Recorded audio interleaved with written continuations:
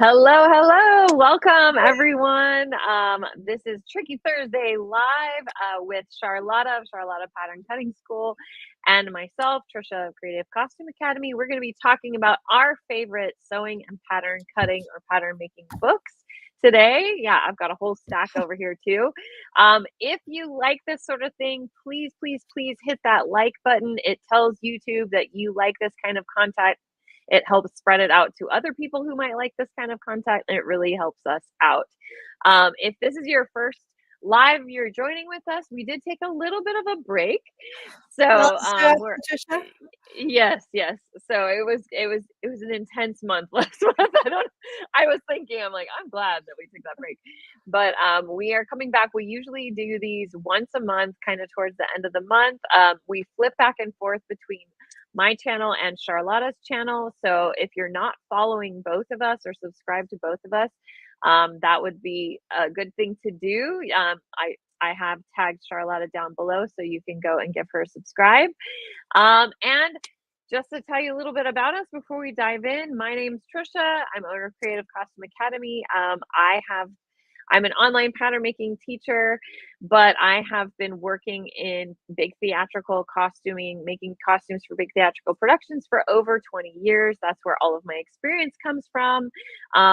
Like more live theater, live entertainment, which is a little different from where Charlotta's experience come from, but we are both pattern nerds. We love sharing about pattern making, pattern cutting, and fitting and sewing, of course.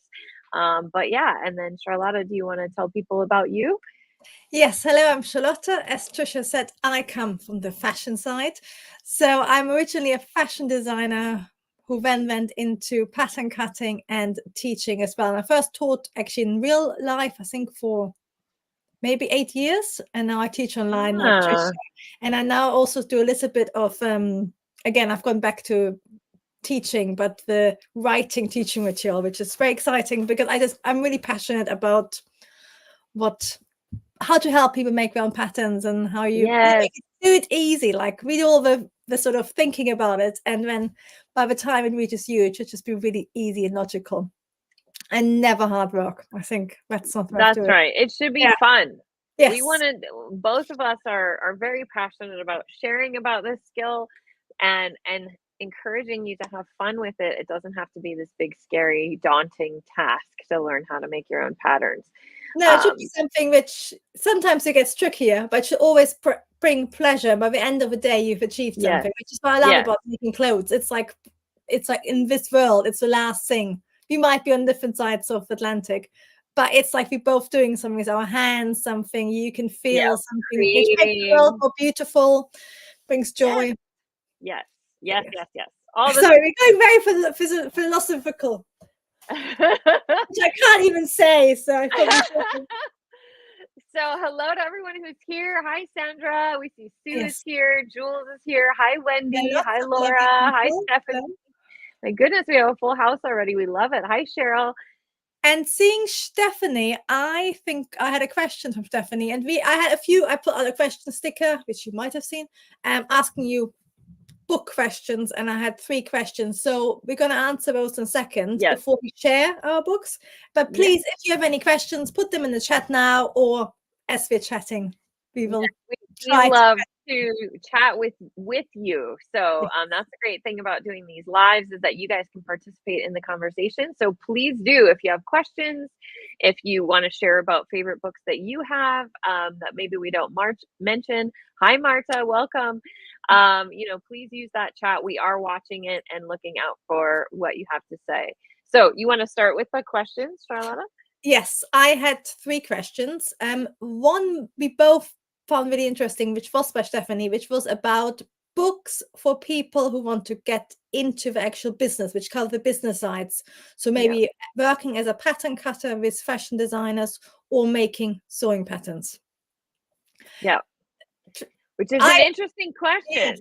I think there's definitely books on the UK side, of course, which is different from the US side. So there are some books on fashion business, which are good, which if you Google it, there's a few publishers which specialize in fashion industry. But I think as pattern cutters are so niche, there isn't really a book. Yeah, There is a really for how to good, be a pattern cutter. there is a good book series. I'll put all these in my stories on Instagram so you can see them. I actually put them on my YouTube channel as well. Which is a book series which is called Basic Fashion Design. So it actually doesn't cover pattern cutting, but it's about, I think, 5 books which cover everything from research to designing collections. And you can get them quite cheap, at least in UK online, like secondhand, like they're £5 each.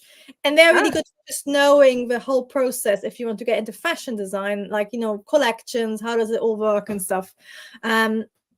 Otherwise, I don't think there's any books on how to create sewing patterns, are they?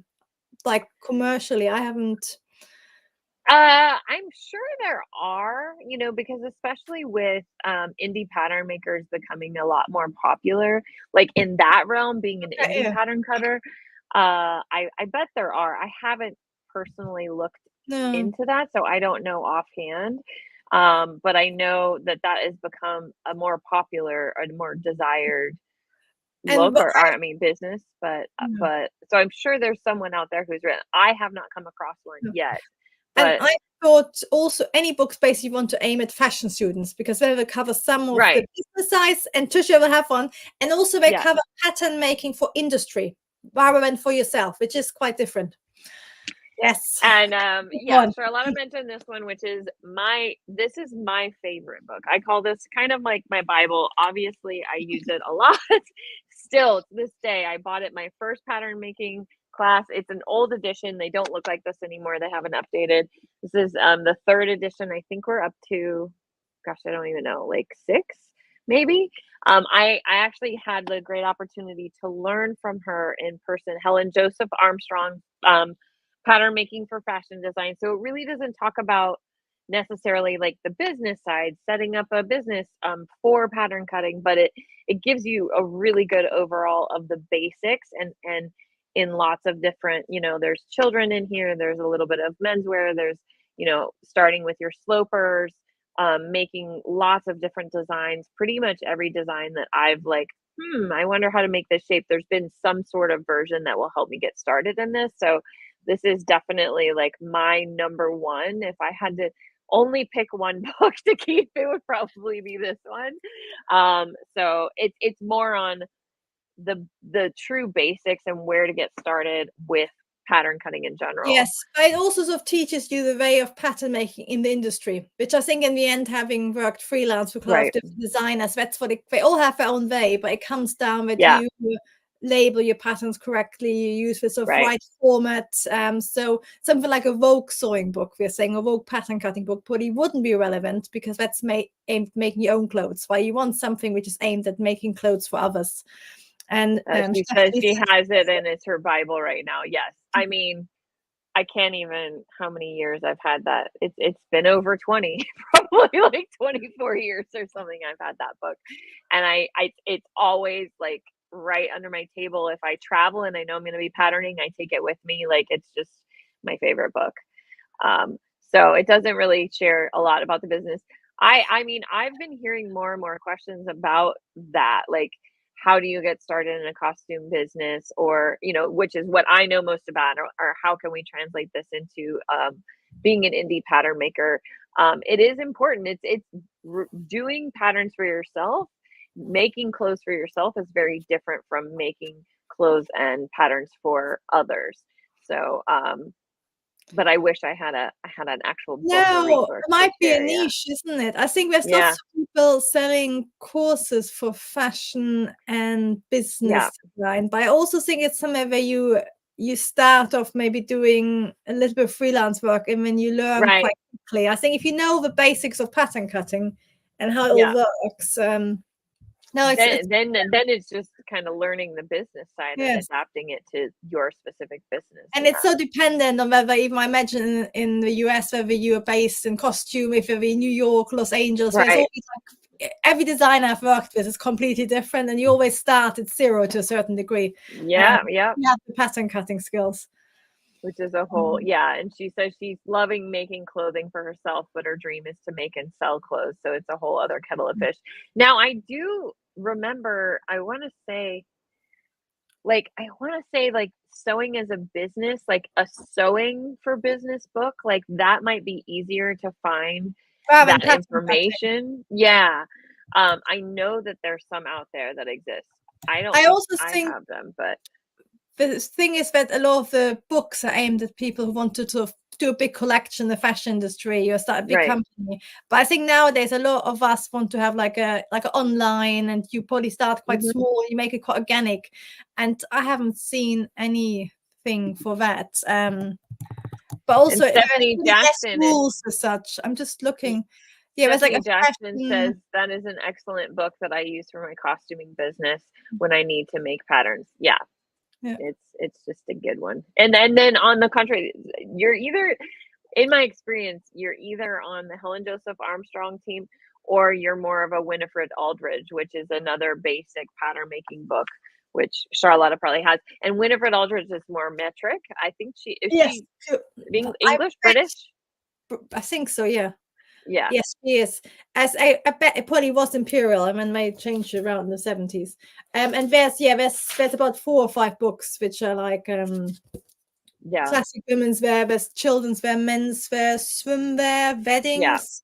And again, they are quite good if you're UK based, just because they are again based as you know how you mark everything and things. So Yeah, it's it's good to come up with a yeah, system, but yeah, a business, running a business it's and very making things, different. it's kind of a different thing. But I know for a fact, I don't know them off the top of my head, but I know there are a few like running a sewing business books because I've come Yeah, across them a couple of times, and so that you might be more successful in looking for something like that and then adapting it with your skill.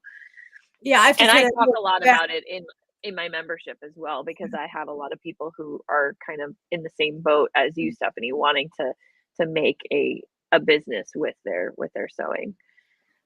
yeah, there's definitely a few books I just had a look. So yeah, it's more about planning and like budgeting and stuff like that, and finding Right. Yeah. rather than And I will share one thing with you. I have a friend on Instagram is that she helps fashion brands get started and things, and so her and I were in a mastermind together actually, and she and I did a live one time, and she said this, and I thought it was very true, which I had never thought about, but you know 50%, you think when you go into business you're like, I just will get to sew all the time and make things all the time, and it actually, it's like you're lucky if 50% of your time is yeah, making and sewing. Like when you have it as a business, you have to also do the marketing and the and the business stuff, dealing with taxes and contracts and emailing and things like that it's just, you should be aware of that. Like when you turn a hobby into a business, it's a business. So you have to do a lot more on the business side, and you should. Otherwise, you're going to be sewing and creating, and nobody's going to know about the wonderful things that you're sewing and creating, and they won't sell. So it's kind of a yes, combination, which I thought that was a good thing to let people know. It doesn't mean you have to, but you should be aware of that's a big part of it. yes. And Wendy is saying there's a Palmer pledge book called Soul to Success by Kathleen Spike. So it might be interesting as well. Yeah. Yeah. Yeah, it's a Um, balance of keeping the joy in what you're doing. If you have to do it every day, and you also don't really quite often you then want to actually not do the sewing because it's always the same, isn't it? So but then what I actually really love about now with online and Instagram and other stuff, that you can have really micro businesses where you don't have to do 80 pieces, or you have to yeah. do all the sizes in stock. You can just do it for people made to order, like Beth Smith, who we both know. Yeah. She Yeah. has, she makes it to order, custom made. So So there's she lots of gets different ways. inspired lots Yeah. of different things and making new stuff rather than making 20 times the same pair of Yeah. trousers, which is rather boring. Yeah. And then there's the other route that you can go where you make a pattern, a sample, and then you hire out Yeah, a factory to make stuff for you, and then that's a whole other yeah, and that's ball of quite wax. So expensive, and and there's a lot of quality commitment control. Yeah, involved. yeah, Mhm. yes. Oh yeah. We still do made to order, but it's still big.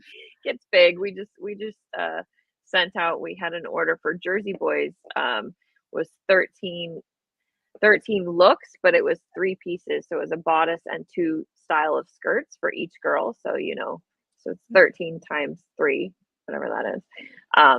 Many garments that all had to be patterned and, sewn and made in like a month's time, I think is how long we had for that build. So quality control always is like the Yes. biggest thing. No, I always worked for one company, and we always struggled with production. And I spent all my day basically emailing, and we had one day a season where we designed. And then we got bought out by a really big company, and suddenly it was so nice because they deal with all the stuff you had to do before, and you can actually do designing. So for most small businesses, it's You wear all the non-existent. hats. Yes, yeah. None of them are very joyful.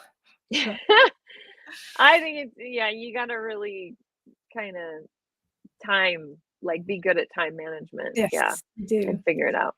A mix of both. You can't have one without the other. That's the thing. No, before we go on to your other questions, just because I don't want it to get lost in the thread, Sue's asking, is there a good book that helps identify fabrics? Yes, we had 2 questions for that, like fabric and fabric swatches. Yeah, so we here we go for swatch book. Yeah. And we also starting to get recommendations, which is fantastic, by Erin. Oh, good. A vintage book called Dress Design, Draping and Flat Pattern Making from Michigan State University. And I think I love these sort of treasure trove. I think back in the day, I think each university quite often had their own pattern book. That's true. Often slightly different, but really interesting for each school anyway. So do you know, I know that there is a swatch book. I don't have it. It's kind of expensive, the one that I've heard about, but it has a lots of different types of fabrics in the swatch book, and it's one that you can purchase. I think it gets really expensive. One thing you can do if you're in UK, there is a company called, I'm going to put it in the link now if I can do that. And hello. Hi, Jen. Well, it's called Valeys of Bradford, and it's about £60, I think, roughly. But I want to say the one I'm thinking of is like $100 or a little over $100. So they are not cheap. But if it's something like, if you want to do business or something, they have like all the they sell like white fabric, so unbleached for printing, but you can buy this sort of box of all the different samples, and that's really interesting just to know what like a hessian is or bamboo. Right. Jan says that Miss J is saying she has a swatch book. She loves it, and she's writing a blog post about it. So perfect. So Jan, put in your blog so that people can go and find out and check it out, so that everyone can know about that. But what I had to do when I was in school was we had to go through all the boxes of fabric and like find samples of different kinds of fabric and then create basically our own swatch book. So, and I don't have that because a lot of times, Stephanie Jackson is saying she has Fabric for Fashion by Clive Hallett. And that's a good swatch book, it sounds like. I still got mine from university with all the little samples and photocopies. Yes. Yeah. And seeing costuming, I'm not the designer, I'm the pattern maker. So oftentimes I'm given the materials that I have to work with. I don't have a choice in the matter. So I have like a make it work thing. So I'm actually not the best with textiles. I'm like, does it feel like how I want it to feel? No. Okay. Do we need to add interfacing? All right. Like I just kind of make it work, whatever I have to do. But and again, it's like for you, there's a specific purpose for the fabric. But if you're selling it, it has to be washable machine, dry cleaning, production, and for when you sell it, so you covered. Or if you make clothes for yourself, it's different. Again, you need to know, is it going to bleach? Is it going to shrink? So I think it's really helpful to have some understanding. So if some pattern recommends that type of silk, what it is, the weight and stuff, isn't it? But it is like the best thing is either to buy the swatch book, or actually every time you buy fabrics, actually find out exactly what the weight is, what it's called, and start saving that for yourself so you have it again. And that way you get the fabrics you use. Aaliyah is saying that the Whaley full sample range is only 26 pounds. That's bargain. And then, so get on that. Good if you're in the UK. if you're in the UK. No. Laura, yeah, because we'll eat that in shipping if you were ordering it from the US, Probably like probably. £200 for shipping. Just to get it here. But you never know. I mean, you could see, it's got about 500 samples, Aaliyah says. Yeah, Yeah, but the it's swatch these, book and the yeah, complete guide, it sounds like, and then Laura says she got the swatch book too, but it wasn't cheap. Yeah, yeah. that's the only thing I've heard is that the one that I have heard about that I don't, it's probably the swatch book or one of these that you guys have mentioned, is that it wasn't an inexpensive purchase. I mean, think about the person who had to go through all of these grants. I've done swatches for like a stretch class that I've taught before, and it took me hours and hours just to pull like, spandex samples and elastic samples and put all that together into Yeah. kit. It takes a long time to do all that. So I do understand why it's pricey because I it's think not an easy thing. the Thai company I worked for, every season it used to be like four interns just to do a swatch book. And actually, it was my job at a different company to do knit swatch books, and it's mind numbing, isn't it? Yes, And yes. you have to be It's so precise, like everything. Um, Miss J saying Santa Bettina has one, but there's no fabric swatches. Oh, that is perfect. That's ah, what I have. there you go. And Look, you guys are on the same wavelength. £1.60. And it's American, so it's perfect Oh, on both sides of okay. the phone. So I think So it's it old just kind enough of to talks give it. about what's Oh, what there. is quite good. Can you Hmm. see? It's got always like Yeah. a big description, and it has got like, sorry, the screen is defeating me. It's got like, like how to work with it. Yeah, So how, it's yeah, really like good if you're a what kind of beginner. needles? Oh, that's Yeah. interesting. So that is, and even like stitch length and stuff. So um, yeah. So Very that is cool. quite a good one. So maybe if you're like ordering fabrics, so you sort of know what to do with it. So yeah, no samples, but I think it's still quite helpful. And Got a lot of information. you Yeah. can probably get it on eBay for a few pounds, so it won't There you hurt. go. Which I always What think was if our, it's expensive, it has to be worth it. If it's I mean, more expensive, you still get some information, but it doesn't have to be perfect. yeah, yeah, yeah, exactly. So what was our other questions that we had? Oh, we had one question which is really interesting because it's my favorite part of pattern cutting, and that was, if I already drafted my sloper, are there books which concentrate specifically on designing? And I think that's a great question because that's where really the fun starts. You want to get your sloper or block out of the way and then actually enjoy designing, making the clothes. And I'm gonna now plug both our courses and memberships. And basically that's, I think this is sort of where books will teach you some, but they're always for a specific time period or a specific style. So the Yeah, best one is to actually learn the basics, and then you can explore with us and try out different things. However, if you want to get books, there are of course really good books, and one is Design Your Own Dress Pattern by Adele Margolis, which I think it's very 1960s, 70s, 60s maybe more, oh, but it's purely design, so it hasn't got that much information on drafting. It gives you some drafting information, but I really okay. just talks you through all the different colors and stuff. So it's quite a nice book for finding. It's very chatty. I love just reading it, and it just gives you sort of pointers about what's good design, how design works and stuff. So that's a really nice book, and it's nice and easy to read, which I love as well. So that's really good. Oh, thank you, Wendy says we're both absolutely fabulous teachers. Thank you. Yeah, I mean, the way that I kind of, by the reel that I did today to talk about this is the number one thing, that I want to express is I worked in a costume shop once and there was another pattern maker and I had my book. I was there to like be a pattern maker. It was one of my first pattern making specifically jobs. And she kind of teased me and she's like, I don't need a book. I know it all in my head. And then I kind of started to feel bad, like, oh, should I not have my book? No, no, no, no. And I'll tell you, I patterned circles around this one. Not being like overcome. I just did because I could check and make sure. I mean, there's no reason that you have to keep all of this in your brain. Um, have the resources, use the resources. Even if you think you remember, go back and see and go, oh yeah, I forgot about that little part that will make it so much better. Like we only have so much brain space. So it's good to have these. There's nothing wrong. What I'm trying to say is there's nothing wrong than not knowing it by heart, but knowing it's better to know where you can go to find out the information, and refresh your memory. Like there's no shame in that, taking these books and using them as a resource. And that's what I have done for years. Charlotta and I, obviously we all love our books and our research. So I just want to stay with that. And as far as designing goes, I'm not a designer. So I usually am given a design and then I have to work backwards. How do I figure it out? But I usually, my go-to is Helen Joseph Armstrong again.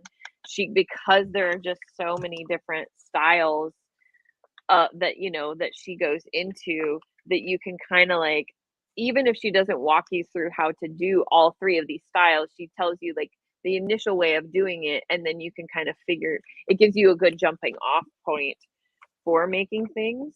And I just find her stuff really easy to go by. And then that is who I learned from. So that's very like how I teach as well, is kind of like similar to how she explains things. But as far as designing, and then I do want to mention one other thing regarding design, is one of my favorite fitting books, which I know we aren't talking about necessarily, but is Gina Renee's book, The Fitting Book. And this is not that old. She came out with it a couple of years ago.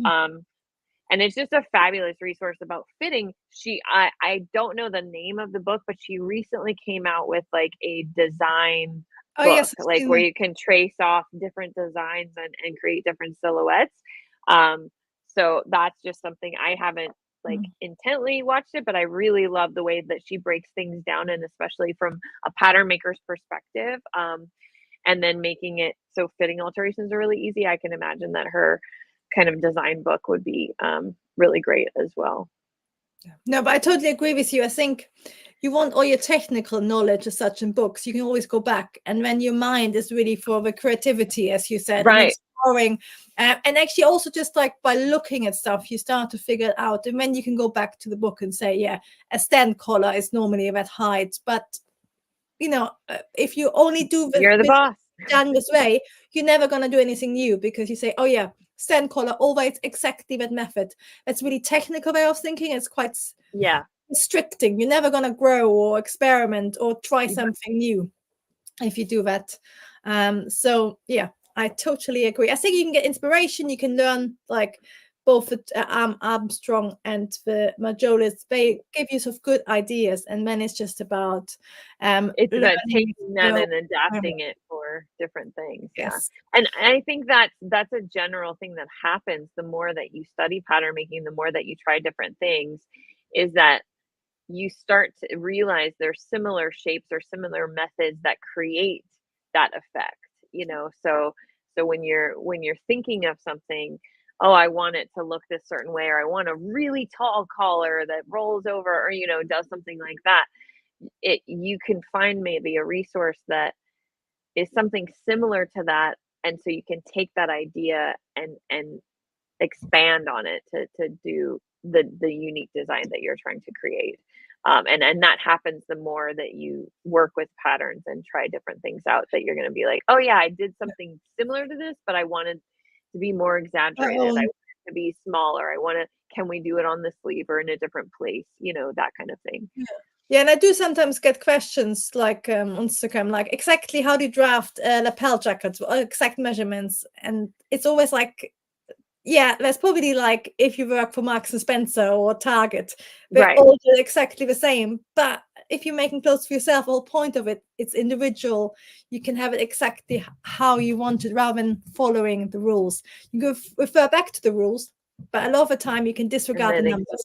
Exactly. It's more about the steps that you take, and the numbers are up to you. The proportions are up to you as a designer. One of my favorite things that I say to my students is, you're the boss. If you're making the pattern, if you're making the garment, like, you get to choose those things and what they look like. And I do want to point out, T. Bell says that she's a professional librarian and could not agree more. It's often better to know where to look than hope you remember it correctly. And I think we both now, when you're starting out, you feel really insecure if you can't know.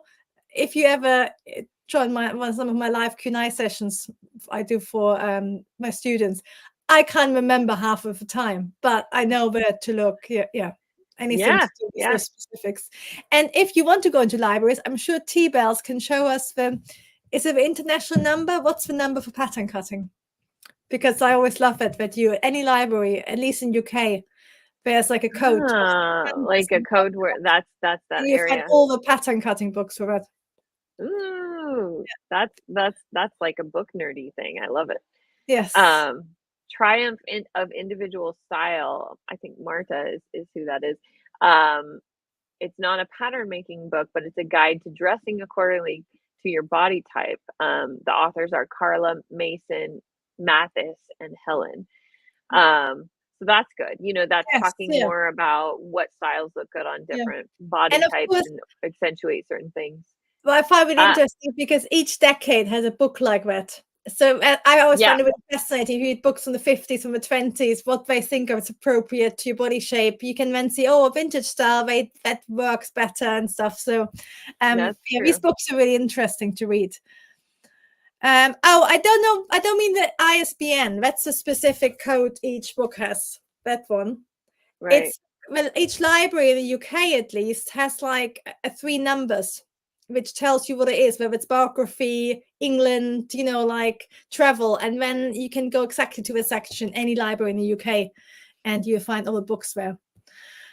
So yes, we're getting really a bit too nerdy now, maybe. I love it. I love it. Come for the pattern nerddom. That's what we do here. Was there one more question that we had? Oh yeah, one more question was about Eliza, and it was just how to draft for individual bodies. So if you haven't got what you would like a conventional, like clothes sized body, which I think none of us nobody does. Pattern getting, make my own clothes, how to draft it. And you've got one book resource. What I would say is to sort of think about, if you go clothes shopping, what doesn't fit, like, there is where are you needing they get it right for you, and that's where you adjust it. So, and then in the drafting process, you can actually say, so for example, I know my shoulders are hunched, then you need to probably add a bit more extra there.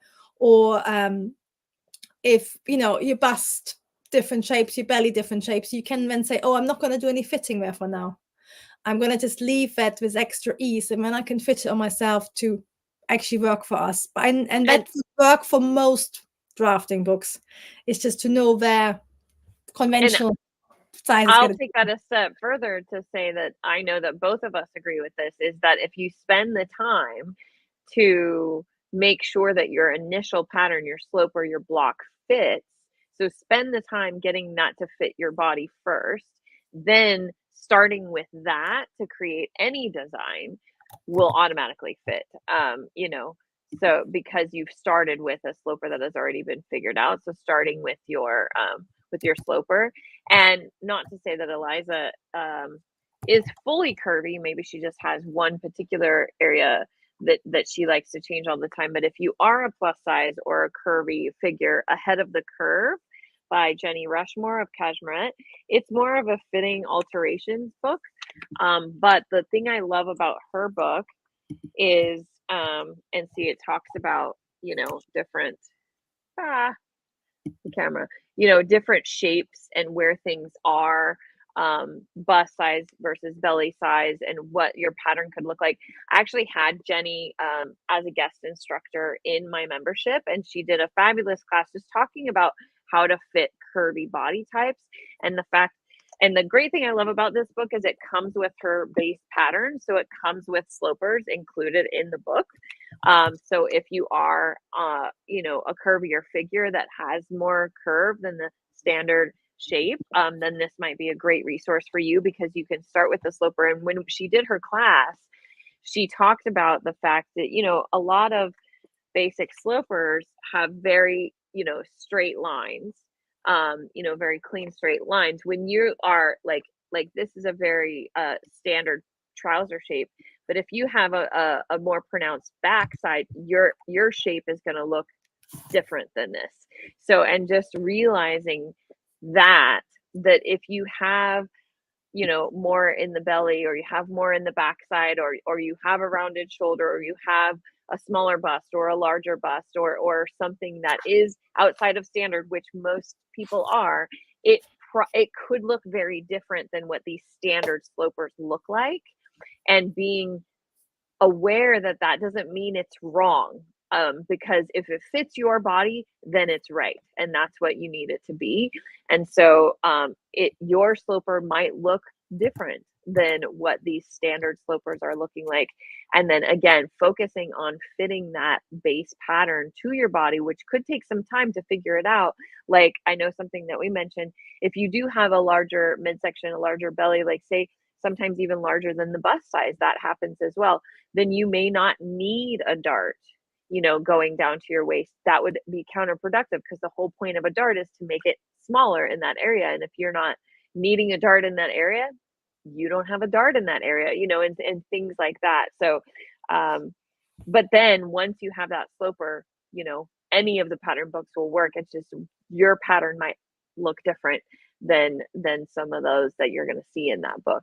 And so that was something that Jenny brought up as well. She's like, our slopers have curved hips. Like, we don't have a straight line on our slopers, to go over the curves of the bodies that they are geared more towards.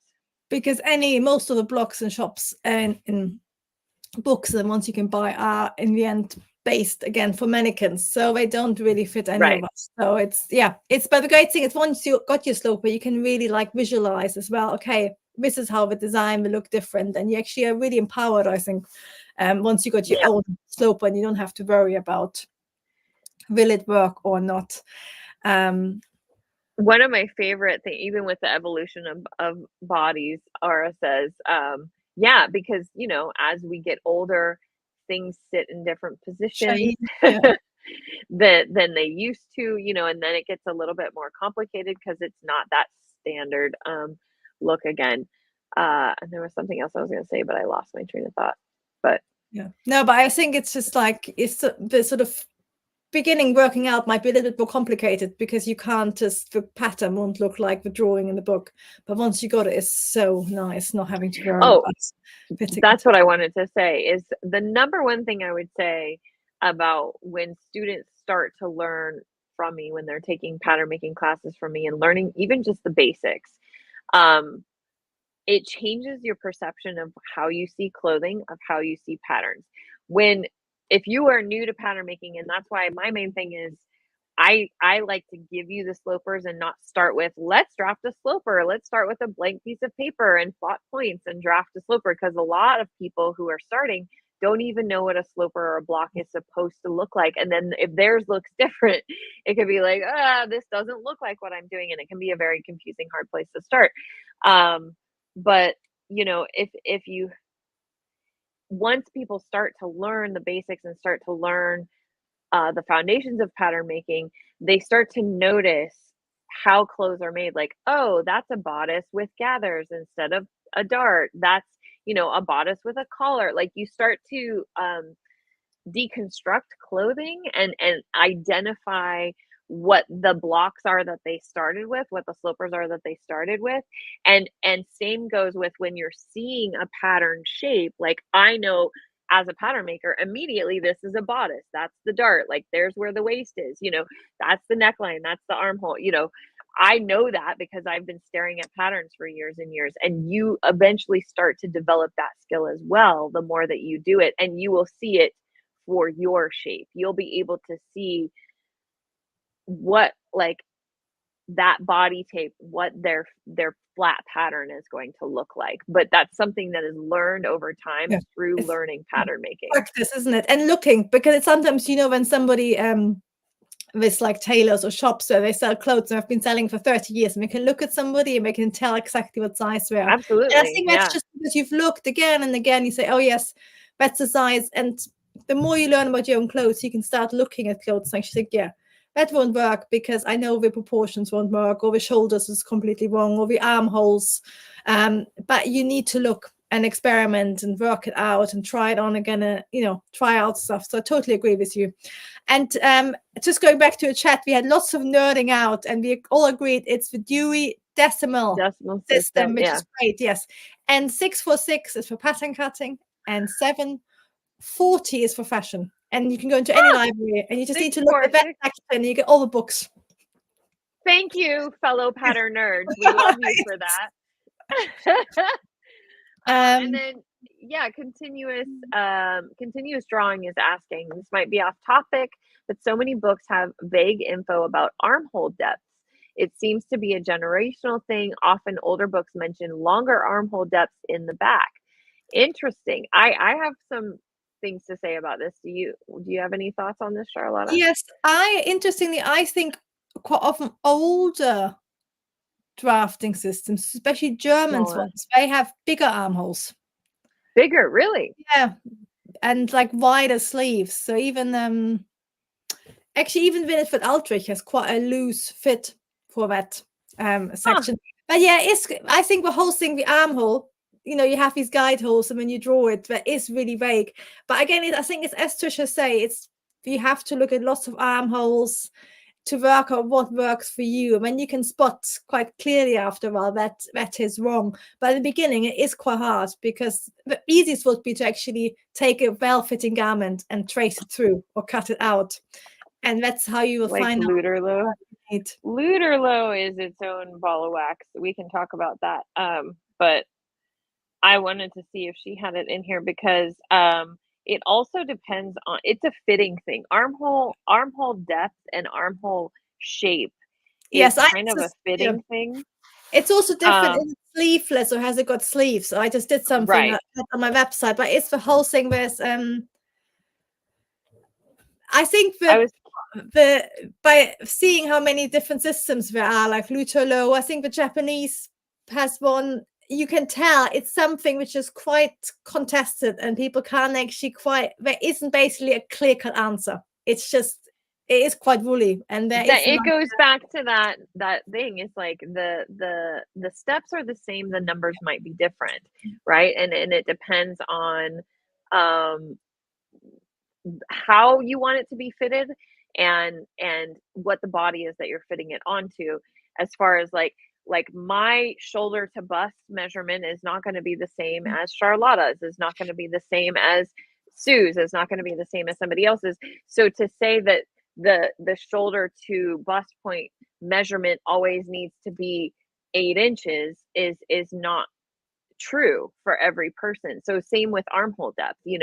I know that you and Kate have talked about in armholes, because in costuming, it's actually like the closer your sleeve is under the arm, the more tighter fit the sleeve, the actual more movement you have, which it seems counterproductive. You think, I want more movement, then I want a bigger armhole. But actually, the bigger armhole you have, the more fabric restriction you have from actually lifting your arm. So there's that too, where it goes into the fitting thing. Like, do you want more movement room, or does that make you feel cumbersome and you don't want that tight of an armhole, because that's a personal preference thing? So it really goes on to that. I did want to mention one more thing, and I want to bring up this book because knits are a thing that people ask about a lot. And this is a book that I've loved for knit fabrics. Pattern Making with Stretch Knit Fabrics by Julie Cole is one of my favorites. And I believe it's this one, or is it the other? I have one more knit one, but she actually outlines like a lot of different, yeah, this isn't what I have. It's not this one. It's my other one, which is a little bit more techie. So it's not this one, but this is a great book for knits. Let me find the other one. But he actually, that book that I'm going to pull out next, but this one's really good. He, let me see if I can find it really quick. Darn it.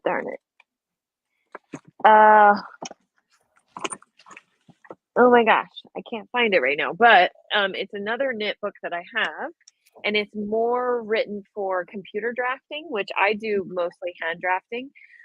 It's a great resource though, and he talks about taking a standard sloper and turning it into a knit sloper, and then drafting a knit sleeve for your knit sloper. And he has like average or standard armhole depths for knit sleeves. And then when you get into knit sleeves, you don't have, because you have the knit, you have a little bit more leeway as far as like what that shoulder cap height is. and whether you want your sleeves to stick straight out or whether you want to give them a higher cap height so that they don't have drag lines when they're more down. So sleeves and armholes, I think, are really dependent on the fit, the style, and the comfort of the wearer. So there isn't like a standard. That's why they're probably vague in the armhole depth, because it needs to be kind of figured out in every situation. I think it's also so, as you said, each body is different, and with women especially, we got our busts, and they really Yes, interfere with our with armholes as it, well. absolutely. Yeah. That's a good So, point. Trisha and I might draft the same armhole, but depending on how our bodies is shaped, it would fit It completely would, different. yes, yeah, Um, and how the sleeve fits into it too. I am yeah. like determined I have to find this book. So if you have a book you want to share, I'm gonna find it. I'm just trying to look into some of my more technical books about anything about armholes.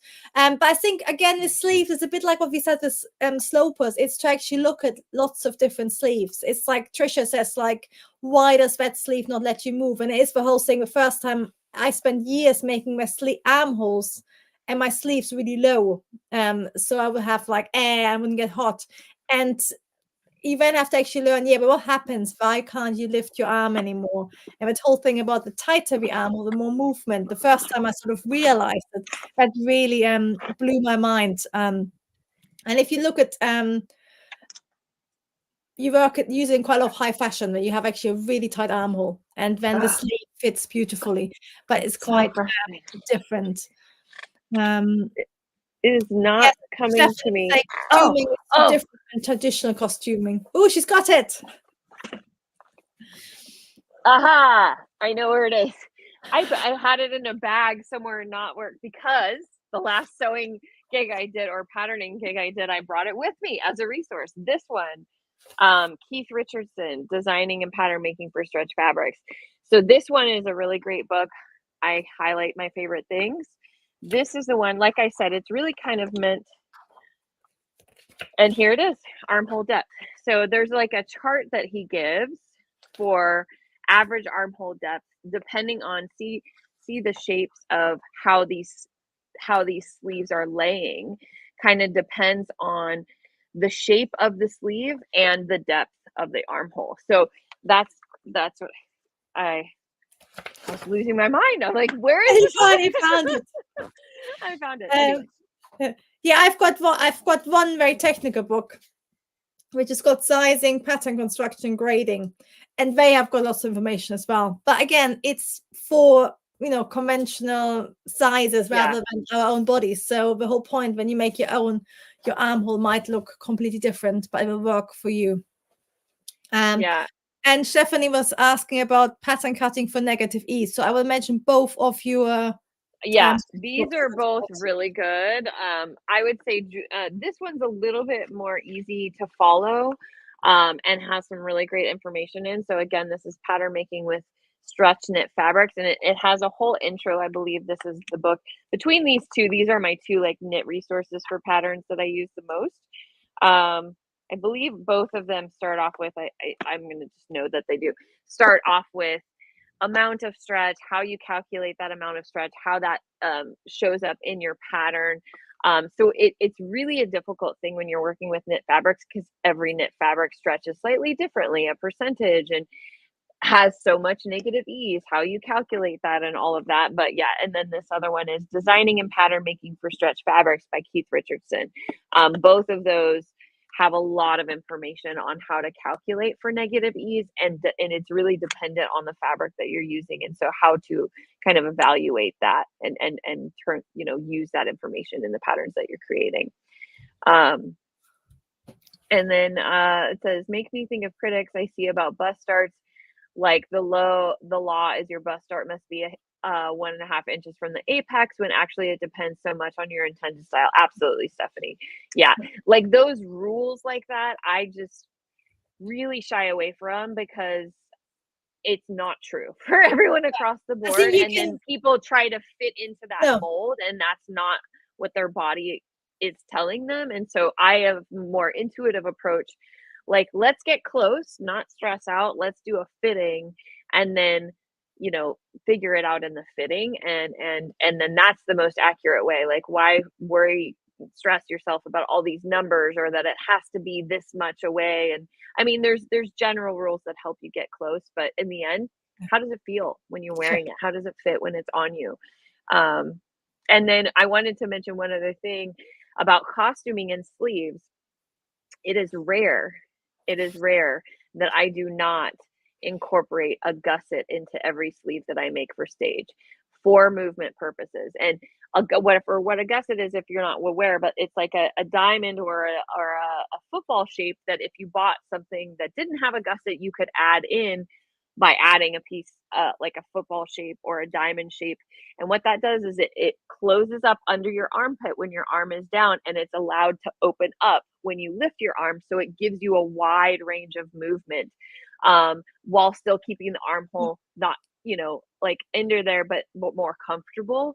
I incorporate that into my sleeve when I draft my sleeves, like almost every sleeve that I do, because and so you draw your sleeve with a normal sleeve cap, and then you add the gusset in and go back down. I So actually go that's something tutorial that's for very that, different for.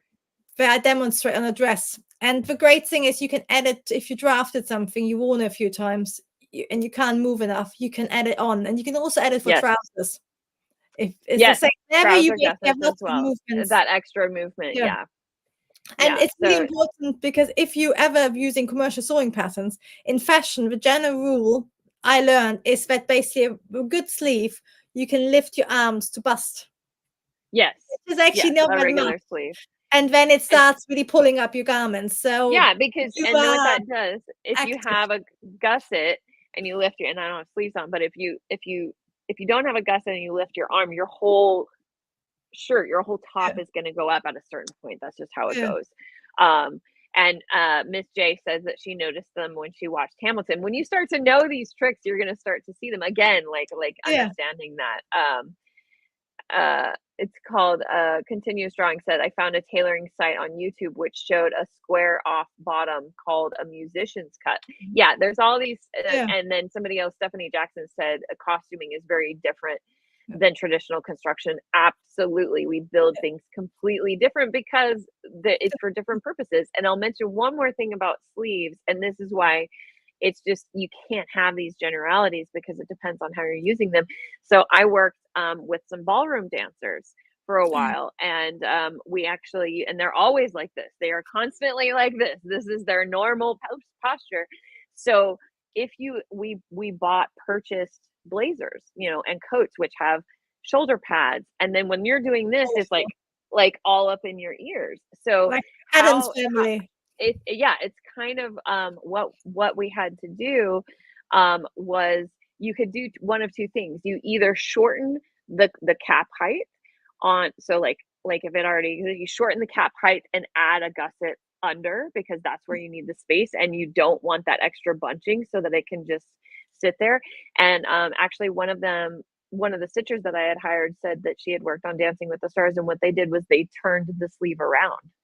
Yes. So Yeah. the underarm was up here and Yeah. the sleeve cap was here, which is basically what you're doing. You're like Yeah. taking the sleeve cap away and adding that space under the arm. So for that purpose, but Yeah. when they had their arms down, it looked funny and it was Yes, pulling, I was because gonna that's say. not how they would Yeah. normally have their arms. Yeah. They're on stage looking like this, Yes. and you want them to look as clean and nice. So Yeah. again, it really depends on the use Function. of what you're doing is the shape that you need to do. So having general rules for certain depth measurements is just not, it just can't No. happen across the board. And to finish off the topic of sleeves, I'm going to mention my favorite royal family fact, which is normally on any suit jacket for men and women as well. The sleeve always goes forward slightly, because that's how Yes, most stand. For Prince Charles, his he suits, stands like, that's why they'll oh, never that's shake so hands, because they're cool. royals. Actually, it's King Charles now. Apologies. But Yes. it's again like, but then of course, if you get the hands forward, it looks awful. But it's the opposite of any of us. So I love Yeah, these so it feedback. just, you really have to think of all of these Yeah. things. I was We're almost out of time. How yes. did this always happen? Earlier there was a question we completely Oh, missed, which was about books for vintage fabric swatches. And I think unless you come across it in a sale or online, it's going to be Yeah. probably really hard to find one with real swatches on it. That's something you're going to find Yeah. somebody made. However, vintage sewing books normally have like good information as a starting point, because I think quite Hmm. often, what I can't find the comment, questions quite often may have really different names, and that's Yes. hard to work out. But quite often, then from the description, you can work out, oh, it's actually a dupion, but they call it something else, or you know, lining fabric had different names. Yeah. Basket weave. I And think that's the best starting point for that. yeah, that's a good point. Yeah. And Stephanie Jackson said, "That's how I do men's tunic sleeves as well. It's the opposite, right? Dancers, because if they're like this, that's how you want it to look the best. You have to kind of choose. Yeah. That's the thing with clothes and patterns, and especially when you get into fitting, it's like you can't. It's not going to look perfect in every position that we can be in life. You have to kind of choose, like what you were saying about the Royals coats, which is so fascinating. It's just my pattern nerd chart is just like, ooh, that's so cool. I will definitely be looking next time you see an image of it. Yes, for sure. I'm gonna be looking, so it would look funny when he had his arms forward because that's not how it's drafted to be. So it's really interesting. I do want to share a couple of other ones just before we wrap up here. So fitting wise, I did share Gina Renee's book. And that is my go-to fitting book, I will say. It's one of my favorites. Another one by Kenneth King is Smart Fitting Solutions. I really love how he describes, taking away space, and are you eliminating it or are you moving it to somewhere else, and like how that works and how he does that. And he also shows a lot of different styles on a lot of different body types in this book. So I feel like that's a really great resource.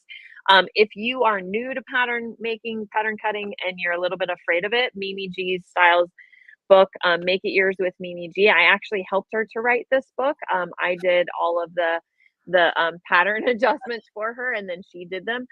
It also comes with all of there's 7 base patterns that it comes with. You can get them in PDF as well, and then it's a pattern hacking book. So what it does is it takes those 7 base styles, and through the course of the book, you can make it into 101 designs using those 7 base patterns. And like this, I think started as a basic shirt, turn it into a dress. So I had one student say that pattern hacking is the gateway to pattern making, like making your own patterns. So if you're a little bit afraid of the whole drafting from scratch and diving into the whole sloper situation, that might be a good gateway into, just trying a couple of things and seeing how just moving a couple of things around, you can really change the design of it. As long as you're, again, starting with something that fits you, is close to fitting you. And then fit for real people, I find is really interesting, especially we were talking about aging bodies and how that things sit differently as we go through life. This is a really great representation of that and making adjustments for those kinds of things. And on real people, like what happens over time, rolling of shoulders, dropping of the bust, things like that happen. And I find, and that's a Patty Palmer book, with Palmer and Plesh is very popular. And then if you want to go really crazy and push your mind out there, the Pattern Magic books by Tomoko, I forget her last name, but she's wonderful and super. Yeah, I've got a couple of them over there. Yeah, I think she has 5 out now. There's one even for knits. Yeah, it's Those too are maybe for stretch, isn't it? Yeah, and those are really, really fun. They're taking basic pattern making principles like what Charlotta and I teach, and pushing the envelope to create some, like what she just showed. That book that was a sleeve. It's like a very odd shaped sleeve. How do you get that shape? So that's what those are really fun. And then another one is TR Cutting School by Shingo Sato. This is where I learned it first, and then I discovered Pattern Magic books. I just love his stuff. My dress that I made for a recent award that I got, I used a lot of TR cutting techniques, and it's getting a lot of attention online, which I That's love. And great. for me as a pattern nerd, it was just fun to like get to play with a lot of these things that I don't usually get to incorporate into design. So it was just really fun for me. So those are just like for fun books. But yeah, those are, I just wanted to make sure to get those in. Yes. Any last minute things Yeah, you I'm wanted to gonna share? choose 2 new books I got recently, which are old, but I know there's other vintage fans, and I know Laura just said Yes. one of my old sewing books had a full list of fabrics and then where to find them. Like what kinds they are? But by now, some of you might already know I absolutely love Natalie Bray, who is a Yes. British I've heard teacher. a lot about her, and I need to get one of her books I because don't I know whether hear her name a lot. she might be. I don't know how hard it is to find her in the US, so I apologize Yeah, I know it's if it's UK, yeah, impossible. based. But she also has a fitting book, and it might be a little bit like Kenneth Oh, King. She basically uh-huh. goes into the principles. So she actually Hmm. talks about the whole, like actually like draping a body and what happens and why fabrics behave like that and what we actually have to accommodate. So that's a really good one where you don't, like I think Regina Renee is really good for practical fitting ones. Right. This one is really good for understanding fitting, like what actually Like happens. what is happening? Yeah. Yeah. And Yeah. then she also has the practice of needlework and dressmaking. So some of it is it's of its time, but it's really good in depth on anything like sewing related, and especially if you love vintage clothes. They cover like sort of all the stuff you probably wouldn't find in contemporary books. Yeah, And that's again, lots awesome. of information about fabric, stitching, all that sort of stuff. So I was really impressed with that book, and even like pressing and ironing and all that sort of stuff. So Yes, lots of praise for Natalie Bray. Yeah, I need to get some of her books. It's a name I've actually got to post it somewhere. yeah, That's like I need Natalie Bray books, and I still have yet yes. to acquire them. But And I her think books there's are four. super There's good. at least two pattern cutting books, and then some I other need to ones. put it on like a Yeah, wish I list or didn't know something. this existed till a month ago. So Ooh, it's so always lovely cool. to get I something mean, and new. that's the thing. There's so many great resources out there, and the other number one thing I will say this to plug our teaching again is a lot of people that students that I have that come to me, and I'm sure you hear this as well, Charlotta, is like they have a lot of these books, but they don't get it yet. Like it doesn't make sense. And then when they start taking classes with me, they go, "Oh, now these books make so much sense." So sometimes, like if you're looking at this and you're just lost, it might be worth it to invest in some, online courses, in-person courses, and to have somebody show you and explain it in a way that you understand. And everybody has, their teacher that makes the most sense to them. And but if you can get the basic understanding of how patterns work, then these books do tend to make more sense the more that you understand the foundation of pattern making. So Charlotta's got her membership, and she has a lot of different like collars and making slippers and making trousers and doing dresses and different things like that.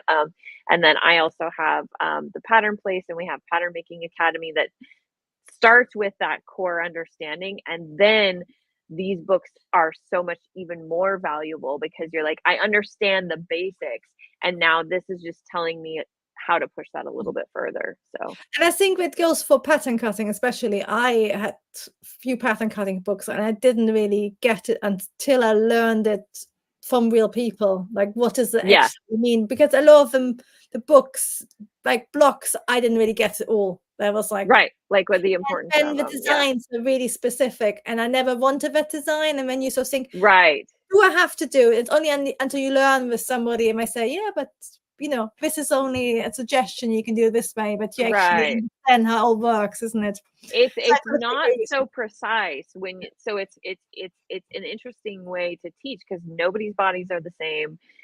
Everybody you can use these techniques, these same basic techniques, in a lot of different ways. Like I said, you can use the same techniques on a sleeve or on a trouser or on a bodice in a certain way to achieve a certain kind of a look. And so once you kind of understand how that works, like the slash and spread method or moving a dart, then you can start to see how you can implement that in different ways. So if that is something you're like, I've got all these books, I still don't get it, like that might be the next step. And both Charlotta and I have information on our pages of how you can get more. And Levi's excited about it. Yeah. All right, And I was everybody. going to say, I think Yeah. last time we talked, I thought I had my new program nearly ready, and it just took ages to test it. So if you were interested, I will send you a message. I know Jules was in the next coming days. It's just took ages. I wanted to make sure it's all all right. Oh, and I was gonna finish. We got some really interesting comments about how you can borrow a lot of these books in the Internet Yeah. Archive. And Miss J is saying she can't get the Winifred Aldrich one, for example. I try. I was actually going to suggest, this might be again UK based, but quite often you can get all the libraries from your area that can send books around. So it's always worth going online catalog and searching what's available. And I think I've been able to get like the Vionette book and a Madame Grey book, like really surprising books on the library. So you can rent for a little while. Yeah. Yes. Yeah. Great. So that's sometimes worth doing.